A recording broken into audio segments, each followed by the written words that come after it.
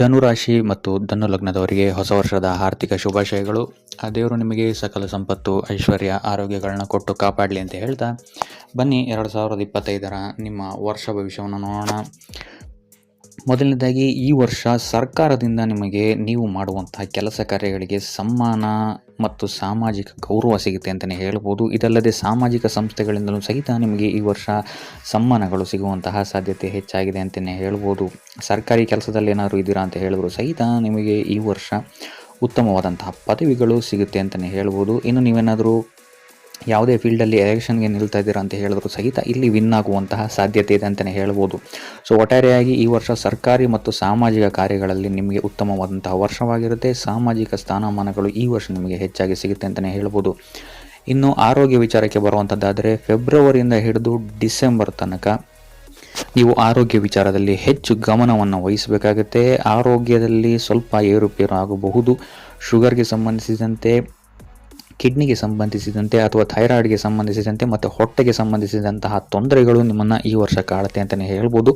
So ಆದ್ದರಿಂದಾಗಿ ಆರೋಗ್ಯದ ಬಗ್ಗೆ ಹೆಚ್ಚು ಗಮನವನ್ನು ವಹಿಸುವಂಥದ್ದು ಉತ್ತಮವಾಗಿರುತ್ತೆ. ಯೋಗ ಮತ್ತು ಧ್ಯಾನವನ್ನು ಅಳವಡಿಸಿಕೊಳ್ಳುವಂಥದ್ದು ನಿಮಗಿಲ್ಲಿ ಸಹಕಾರಿಯಾಗಿರುತ್ತೆ ಅಂತಲೇ ಹೇಳ್ಬೋದು. ಇನ್ನು ಆರ್ಥಿಕ ಪರಿಸ್ಥಿತಿಯನ್ನು ನಾವು ಗಮನಿಸುವಂಥದ್ದಾದರೆ, ಕಳೆದ 8 ವರ್ಷಕ್ಕೆ ಹೋಲಿಸಿದರೆ ಈ ವರ್ಷ ನಿಮಗೆ ಸರ್ವಶ್ರೇಷ್ಠವಾದಂತಹ ವರ್ಷವಾಗಿರುತ್ತೆ ಅಂತಲೇ ಹೇಳ್ಬೋದು. ಈ ವರ್ಷ ನಿಮಗೆ ಅತಿ ಹೆಚ್ಚು ಧನ ಲಾಭವಾಗುತ್ತೆ ಅಂತಲೇ ಹೇಳ್ಬೋದು.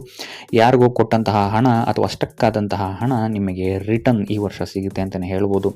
ಇದಲ್ಲದೆ ದೊಡ್ಡ ದೊಡ್ಡ ಪ್ರಾಜೆಕ್ಟ್ಸ್ಗಳಿಂದಲೂ ಸಹಿತ ನಿಮಗೆ ಈ ವರ್ಷ ಉತ್ತಮವಾದಂತಹ ಧನಲಾಭವಾಗುತ್ತೆ. ಆಕಸ್ಮಿಕವಾದಂತಹ ಧನಲಾಭವು ಸಹಿತ ಹೆಚ್ಚಾಗುತ್ತೆ ಅಂತಲೇ ಹೇಳ್ಬೋದು. ಅದು ಎಸ್ಪೆಷಲಿ ಫೆಬ್ರವರಿಯಿಂದ ಹಿಡಿದು ನವೆಂಬರ್ ತನಕ ನಿಮಗೆ ಧನಕ್ಕೆ ಸಂಬಂಧಿಸಿದಂತೆ ಉತ್ತಮವಾದಂತಹ ಲಾಭವನ್ನು ನೀವು ಪಡಿತೀರಾ. ಇದಲ್ಲದೆ ಈ ವರ್ಷ ನಿಮಗೆ ವಾಹನ ಬದಲಾವಣೆ ಮಾಡಿಕೊಳ್ಳುವಂತಹ ಸಾಧ್ಯತೆಯು ಹೆಚ್ಚಾಗಿದೆ. ಹೊಸ ವಾಹನವನ್ನು ಖರೀದಿ ಮಾಡುವಂತಹ ಸಾಧ್ಯತೆಯು ಹೆಚ್ಚಾಗಿದೆ ಅಂತಲೇ ಹೇಳ್ಬೋದು. ಇದಲ್ಲದೆ ಹೊಸ ಕಾಂಟ್ರಾಕ್ಟ್ಗಳು ನಿಮಗೆ ಈ ವರ್ಷ ಸಿಗ್ಬೋದು. ಇದರಿಂದಾಗಿ ಇಲ್ಲಿ ನಿಮಗೆ ದೊಡ್ಡ ಲಾಭವಾಗುವಂತಹ ಸಾಧ್ಯತೆ ಇದೆ. ಇದಲ್ಲದೆ ದೊಡ್ಡ ದೊಡ್ಡ ಕಂಪನಿಗಳ ಜೊತೆ ನೀವು ಟೈಅಪ್ಸ್ ಮಾಡ್ಕೊಳ್ಬೋದು ಅಂತಲೇ ಹೇಳ್ಬೋದು. ಇನ್ನು ನೀವೇನಾದರೂ ರಾಜನೀತಿಯಲ್ಲಿದ್ದರೆ ಅಥವಾ ಮೀಡಿಯಾ ಫೀಲ್ಡಲ್ಲಿದ್ದರೆ ಅಥವಾ ಕಲೆಗೆ ಸಂಬಂಧಿಸಿದಂಥ ಯಾವುದೇ ಕೆಲಸ ಮಾಡ್ತಾ ಇದ್ದರೆ, ಕಮಿಷನ್ ಬೇಸಿಸ್ ಕೆಲಸಗಳೇನಾದ್ರು ಮಾಡ್ತಾ ಇದ್ರೆ ಅಂತ ಹೇಳಿದರೆ, ಅಥವಾ ಲೇಖಕರಾಗಿದ್ದರೆ ಅಥವಾ ಮಾತಿಗೆ ಸಂಬಂಧಿಸಿದಂಥ ಕೆಲಸ ಏನಾದ್ರು ಮಾಡ್ತಾ ಇದ್ದೀರಾ ಅಂತ ಹೇಳಿದ್ರೆ ಈ ವರ್ಷ ನಿಮಗೆ ಅತ್ಯುತ್ತಮವಾದಂತಹ ರಿಸಲ್ಟ್ ಅಥವಾ ಸಪೋರ್ಟ್ ಅಥವಾ ಭಾಗ್ಯದ ಲಕ್ ನಿಮಗೆ ಹೆಚ್ಚಾಗಿ ಸಿಗುತ್ತೆ ಅಂತಲೇ ಹೇಳ್ಬೋದು. ಇದಲ್ಲದೆ ಟೂರ್ಸ್ ಆ್ಯಂಡ್ ಟ್ರಾವೆಲ್ಸ್ ಅಥವಾ ಗಾಡಿಗೆ ಸಂಬಂಧಿಸಿದಂತಹ ವ್ಯಾಪಾರ ವ್ಯವಹಾರಗಳೇನಾದ್ರು ಮಾಡ್ತಾ ಇದ್ದೀರಾ ಅಂತ ಹೇಳಿದ್ರು ಸಹಿತ ನಿಮಗೆ ಈ ವರ್ಷ ಅತ್ಯಂತ ಹೆಚ್ಚು ಲಾಭವನ್ನು ನೀವು ನೋಡ್ತೀರಾ ಅಂತಲೇ ಹೇಳ್ಬೋದು. ಅಥವಾ ಪ್ಯಾಕೇಜಸ್ಗಳಾಗಿರ್ಬೋದು ಅಥವಾ ಯಾತ್ರೆಗಳಿಗೆ ಸಂಬಂಧಿಸಿದಂತಹ ಕೆಲಸಗಳೇನಾದ್ರು ಮಾಡ್ತಾ ಇದ್ದೀರಾ ಅಂತ ಹೇಳಿದ್ರು ಸಹಿತ ಈ ವರ್ಷ ನೀವು ನೆನಪಿನಲ್ಲಿ ಇಡುವಂತಹ ವರ್ಷವಾಗಿರುತ್ತೆ ಅಂತಲೇ ಹೇಳ್ಬೋದು. ಇನ್ನು ಕುಟುಂಬ ವಿಚಾರಕ್ಕೆ ಬರುವಂಥದ್ದಾದರೆ, ಕುಟುಂಬದ ಹೆಸರಲ್ಲಿ ನೀವು ಈ ವರ್ಷ ಭೂಮಿ, ವಾಹನವನ್ನು ಕೊಂಡುಕೊಳ್ಳುವಂತಹ ಸಾಧ್ಯತೆ ಹೆಚ್ಚಾಗಿದೆ. ಅಥವಾ ಕುಟುಂಬದ ಹೆಸರಲ್ಲಿ ಏನಾದರೂ ಇದುವರೆಗೂ ಪ್ರಾಪರ್ಟಿಗೆ ಸಂಬಂಧಿಸಿದಂತಹ ಲಿಟಿಗೇಷನ್ಸ್ಗಳೇನಾದ್ರು ನಡೀತಾ ಇದ್ದರೆ ಈ ವರ್ಷ ಈ ತೊಂದರೆಯಿಂದ ನೀವು ಮುಕ್ತರಾಗಿದ್ದೀರಾ ಅಂತಲೇ ಹೇಳ್ಬೋದು. ಇದಲ್ಲದೆ ಮನೆಯಲ್ಲಿ ನಿಂತಹ ಮಂಗಳ ಕಾರ್ಯಗಳು ಸಹಿತ ಪೂರ್ಣಗೊಳ್ಳುತ್ತೆ ಅಂತಲೇ ಹೇಳ್ಬೋದು. ಸೊ ಜನವರಿಯಿಂದ ಹಿಡಿದು ಸೆಪ್ಟೆಂಬರ್ ತನಕ ಕುಟುಂಬ ವಿಚಾರದಲ್ಲಿ ಅತ್ಯುತ್ತಮವಾದಂತಹ ಫಲವನ್ನು ನೀವು ನೋಡ್ತೀರಾ ಅಂತಲೇ ಹೇಳ್ಬೋದು. ತದನಂತರ ಅಕ್ಟೋಬರಿಂದ ಹಿಡಿದು ಡಿಸೆಂಬರ್ ತನಕ ಸ್ವಲ್ಪ ತೊಂದರೆಯನ್ನು ನೀವು ಕುಟುಂಬ ವಿಚಾರದಲ್ಲಿ ಅನುಭವಿಸ್ತೀರಾ ಅಂತಲೇ ಹೇಳ್ಬೋದು. ಇಲ್ಲಿ ಕುಟುಂಬಕ್ಕೆ ಸಂಬಂಧಿಸಿದಂತೆ ಕಳ್ಳತನಗಳಾಗ್ಬೋದು ಅಥವಾ ಅಗ್ನಿಗೆ ಸಂಬಂಧಿಸಿದಂತಹ ತೊಂದರೆಗಳು ಉಂಟಾಗ್ಬೋದು, ಅವಘಡಗಳಾಗ್ಬೋದು ಅಥವಾ ಕುಟುಂಬದ ಯಾರಾದರೂ ಸದಸ್ಯರು ಹುಷಾರಿಲ್ಲದೆ ಬೀಳ್ಬೋದು. ಸೊ ಇಂತಹ ತೊಂದರೆಗಳು ನಿಮಗೆ ಕುಟುಂಬ ಕ್ಷೇತ್ರದಲ್ಲಿ ಅಕ್ಟೋಬರ್ನ ನಂತರ ಉಂಟಾಗುತ್ತೆ ಅಂತಲೇ ಹೇಳ್ಬೋದು. ಸೊ ಆದಷ್ಟು ಕುಟುಂಬ ವಿಚಾರದಲ್ಲಿ ಎಚ್ಚರಿಕೆಯನ್ನು ವಹಿಸುವಂಥದ್ದು ಉತ್ತಮವಾಗಿರುತ್ತೆ. ಇನ್ನು ಸಂತಾನಕ್ಕೆ ಸಂಬಂಧಿಸಿದಂತೆ ಚಿಕ್ಕ ಮಕ್ಕಳೇನಾಗಿದ್ದಾರೆ ಅಂತ ಹೇಳಿದ್ರೆ ಅವರ ವಿದ್ಯೆಗೆ ಸಂಬಂಧಿಸಿದಂತೆ ಈ ವರ್ಷ ಉತ್ತಮವಾದಂತಹ ಫಲವನ್ನು ನೀವು ನೋಡ್ತೀರಾ ಅಂತಲೇ ಹೇಳ್ಬೋದು. ಇನ್ನು ದೊಡ್ಡ ಮಕ್ಕಳಿದ್ದರೆ ಅವರಿಗೆ ಉತ್ತಮವಾದಂತಹ ಆಫರ್ಸ್ಗಳು ಸಿಗ್ಬೋದು ಅಥವಾ ವಿದೇಶಕ್ಕೆ ಹೋಗಿ ಓದುವಂತಹ ಅಥವಾ ಕೆಲಸ ಮಾಡುವಂತಹ ಆಪರ್ಚುನಿಟೀಸ್ಗಳು ಸಿಗುತ್ತೆ ಅಂತಲೇ ಹೇಳ್ಬೋದು. ಅಥವಾ ಸ್ಪರ್ಧಾತ್ಮಕ ಪರೀಕ್ಷೆಗಳೇನಾದ್ರು ಬರೆದಾಗ್ತಾರೆ ಅಂತ ಹೇಳಿದ್ರು ಸಹಿತ ಈ ವರ್ಷ ಸೆಲೆಕ್ಷನ್ಗಳಾಗುವಂತಹ ಸಾಧ್ಯತೆ ಹೆಚ್ಚಾಗಿದೆ ಅಂತಲೇ ಹೇಳ್ಬೋದು.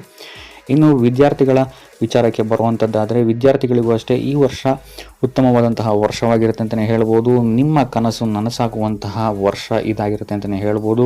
ನೀವು ಇಷ್ಟಪಟ್ಟಂತಹ ಕೆಲಸ ಆಗಿರ್ಬೋದು ಅಥವಾ ನೀವು ಇಷ್ಟಪಟ್ಟಂತಹ ಸ್ಯಾಲರಿ ಆಗಿರ್ಬೋದು ಅಥವಾ ನೀವು ಇಷ್ಟಪಟ್ಟಂತಹ ಕಂಪನಿಯಲ್ಲಿ ಕೆಲಸಗಳನ್ನು ಸಹಿತ ನಿಮಗೆ ಈ ವರ್ಷ ಸಿಗುವಂತಹ ಸಾಧ್ಯತೆ ಹೆಚ್ಚಾಗಿದೆ. ಆದರೆ ಮಾರ್ಚಿಂದ ಹಿಡಿದು ಜೂನ್ವರೆಗೂ ಸ್ವಲ್ಪ ವಾಹನ ಚಲಾಯಿಸಬೇಕಾದ್ರೆ ಹೆಚ್ಚು ಗಮನವನ್ನು ವಹಿಸಬೇಕಾಗುತ್ತೆ. ಕುಡಿದು ವಾಹನವನ್ನು ಚಲಾಯಿಸುವಂಥದ್ರಿಂದ ಸ್ವಲ್ಪ ದೂರ ಇರಬೇಕಾಗುತ್ತೆ. ಯಾಕಂತ ಹೇಳಿದ್ರೆ ವಾಹನದಿಂದ ಅಪಘಾತ ವ್ಯಕ್ತವಾಗುವಂತಹ ಸಾಧ್ಯತೆ ಈ ಟೈಮ್ ಫ್ರೇಮಲ್ಲಿ ಹೆಚ್ಚಾಗಿರೋದ್ರಿಂದಾಗಿ ಸ್ವಲ್ಪ ಗಮನವನ್ನು ವಹಿಸುವಂಥದ್ದು ಉತ್ತಮವಾಗಿರುತ್ತೆ.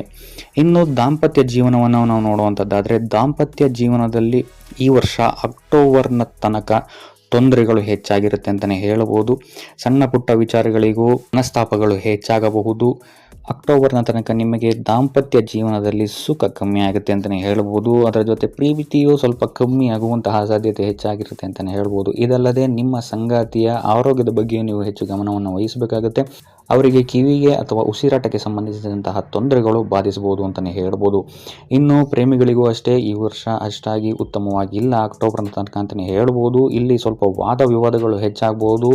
ಹೆಚ್ಚಾದ ವಾದ ವಿವಾದಗಳು ನಿಮ್ಮ ಬ್ರೇಕಪ್ಗೂ ಸಹಿತ ಕಾರಣವಾಗಬಹುದು ಅಂತ ಹೇಳ್ತಾ, ಆದಷ್ಟು ಅಕ್ಟೋಬರ್ನ ತನಕ ಎಚ್ಚರಿಕೆಯನ್ನು ವಹಿಸುವಂಥದ್ದು ಉತ್ತಮವಾಗಿರುತ್ತೆ. ತದನಂತರ ಉತ್ತಮವಾದಂತಹ ಫಲವನ್ನು ನೀವು ನೋಡ್ತೀರಾ ಅಂತಲೇ ಹೇಳ್ಬೋದು, ನಿಮ್ಮ ದಾಂಪತ್ಯ ಜೀವನದಲ್ಲಾಗಿರ್ಬೋದು ಅಥವಾ ನಿಮ್ಮ ಪ್ರೇಮ ಜೀವನದಲ್ಲಾಗಿರ್ಬೋದು. ಇನ್ನು ನೀವೇನಾದರೂ ಸಿಂಗಲ್ಗಳಾಗಿದ್ದೀರಾ ಅಂತ ಹೇಳಿದ್ರೆ ಸಹಿತ ಇಲ್ಲಿ ನಿಮಗೆ ಅಕ್ಟೋಬರ್ನ ತನಕ ಸ್ವಲ್ಪ ತೊಂದರೆಗಳು ಎದುರಾಗುತ್ತೆ ಅಂತಲೇ ಹೇಳ್ಬೋದು. ಇಷ್ಟಪಟ್ಟಂತಹ ಸಂಬಂಧಗಳು ನಿಮಗೆ ಬರದೆ ಹೋಗಬಹುದು, ಅಥವಾ ಬಂದರೂ ಸಹಿತ ನಿಮಗೆ ಇಲ್ಲಿ ಜಾತಕ ಮ್ಯಾಚ್ ಆಗದೇ ಇರುವಂಥದ್ದಾಗಿರ್ಬೋದು, ಅಥವಾ ಅವರಿಗೆ ಇಷ್ಟ ಆಗದೇ ಇರುವಂಥದ್ದಾಗಿರ್ಬೋದು. ಇಂಥ ಸಮಸ್ಯೆಗಳನ್ನು ನೀವು ಅಕ್ಟೋಬರ್ ತನಕ ಎದುರಿಸ್ತೀರಾ ಅಂತಲೇ ಹೇಳ್ಬೋದು. ತದನಂತರ ಉತ್ತಮವಾದಂತಹ ಫಲವನ್ನು ನೀವು ನೋಡ್ತೀರಾ ಅಂತಲೇ ಹೇಳ್ಬೋದು. ಇನ್ನು ವ್ಯಾಪಾರಕ್ಕೆ ಸಂಬಂಧಿಸಿದಂತೆ ಈ ವರ್ಷ ಬುಧನ ಗೋಚರ ನಿಮಗೆ ಅಷ್ಟಾಗಿ ಉಪಯೋಗವಿಲ್ಲ ಅಂತಲೇ ಹೇಳ್ಬೋದು. ನಿಮಗೆ ಯಾವುದು ಈ ವರ್ಷ ಅಷ್ಟಾಗಿ ಈಸಿಯಾಗಿ ಸಿಗಲ್ಲ ಅಂತಲೇ ಹೇಳ್ಬೋದು. ಅದು ಜಾಬಲ್ಲಾಗಿರ್ಬೋದು ಅಥವಾ ವ್ಯಾಪಾರದಲ್ಲಾಗಿರ್ಬೋದು. ಸೊ ಹೆಚ್ಚು ಎಫರ್ಟನ್ನು ಹಾಕಬೇಕಾಗುತ್ತೆ ನೀವು ಮೇ ತನಕ ಈಗೇನು ನಡೀತಾ ಇದೆ ಅದೇ ನಡೀತಾ ಇರುತ್ತೆ. ಯಾವುದೇ ರೀತಿಯಾದಂತಹ ಬದಲಾವಣೆಗಳಿರಲ್ಲ. ಯಾವ ತೊಂದರೆಯನ್ನು ನೀವು ಅನುಭವಿಸ್ತಾ ಇದ್ದೀರಾ ಅದೇ ತೊಂದರೆಯನ್ನು ಮುಂದುವರಿಯುತ್ತೆ ಅಂತಲೇ ಹೇಳ್ಬೋದು ಮೇವರೆಗೆ.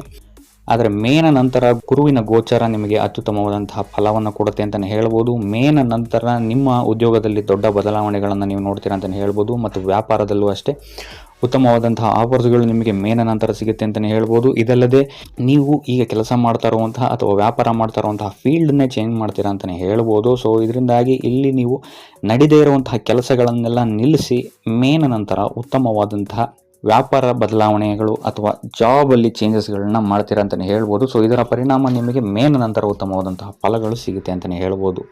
ಸೊ ಒಟ್ಟಾರೆಯಾಗಿ ನೋಡುವಂಥದ್ದಾದರೆ ಧನುರಾಶಿಯವರಿಗೆ 2025 ಮಿಶ್ರ ಫಲ ಅಂತಲೇ ಹೇಳ್ಬೋದು. ಸೊ ಇದಾಗಿತ್ತು ಧನುರಾಶಿಯವರ 2025 ವರ್ಷ ಭವಿಷ್ಯ.